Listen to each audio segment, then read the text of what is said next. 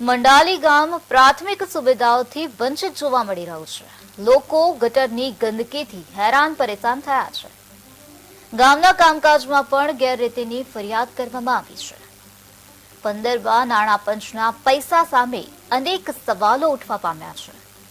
પંચાયતમાં વહીવટદારોની ગેરહાજરીથી લોકો હેરાન પરેશાન થયા છે.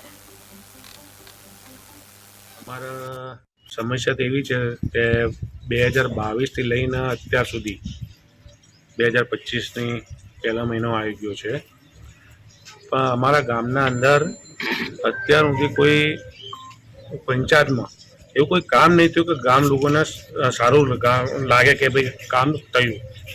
કોન્ટ્રાક્ટર આવે છે, તલાટી સાહેબે આવે છે, બધાએ આવીને એમનું કામ કરી અને એ લોકો જતા રહે છે. અને પંચાયતમાં તો ગમે ત્યારે કોઈ આવે ને તાળું મારેલું હોય છે. પંચાયત ખુલ્લી હોય છે સવારે 11 વાગ્યાથી 12 વાગ્યા સુધી, 1.5 કલાક, વધારે વધારે 1.5 કલાક સુધી પંચાયત ખુલ્લી હોય છે. હવે અમારા ગામ છે ખેડૂત ગામ છે, બરાબર, વેપારી ગામ છે, ખેડૂત ગામ છે.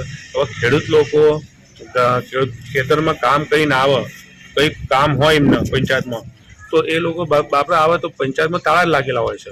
તલાટી હાજર તો રહેતા જ નથી. અમારા સમસ્યા તો એવી છે કે